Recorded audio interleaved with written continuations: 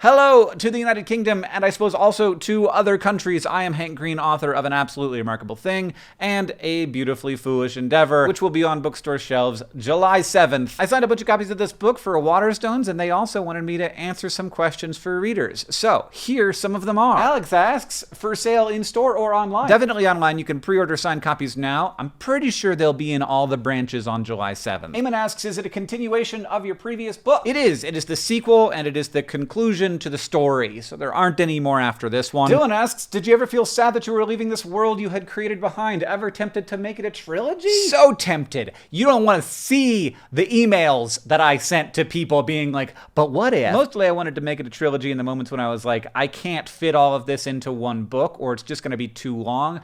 I was wrong about all those things. Like, I figured out how to fit everything into the book. And have I felt sad leaving the characters behind? Yes. But also, I feel really good about it and like specific to the character. Like, this isn't about my emotional connection to them. This is about like their interests. And this isn't gonna make any sense until you read the book. So, but like, I'm just sort of happy that they don't need me anymore, if that makes sense. Adam asks, what was my favorite chapter to write? My favorite's always the climax.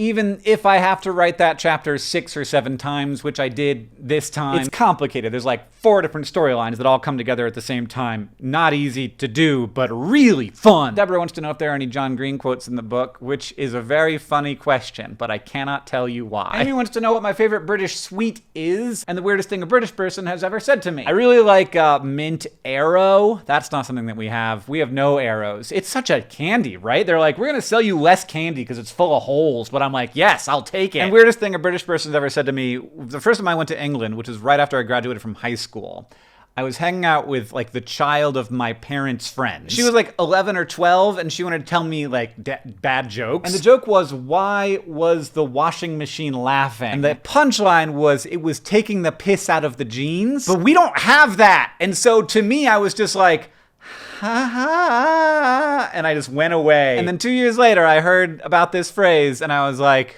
oh.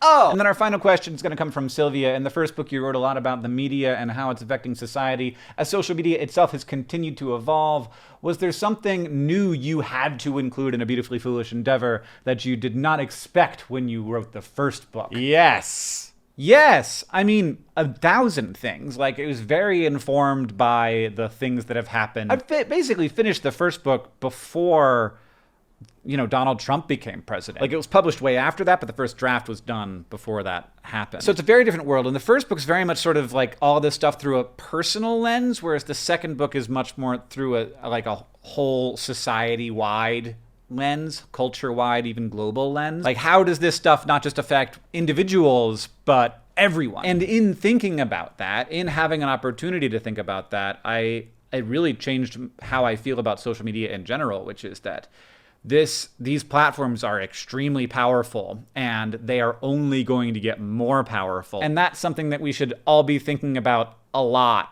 and a lot more than we are, which is hopefully something that this book helps with. Thank you to Waterstones for supporting this book. I hope that you find yourself a signed copy. If you do pick up the book, I really hope you enjoy it. It was a difficult but really enjoyable thing to create.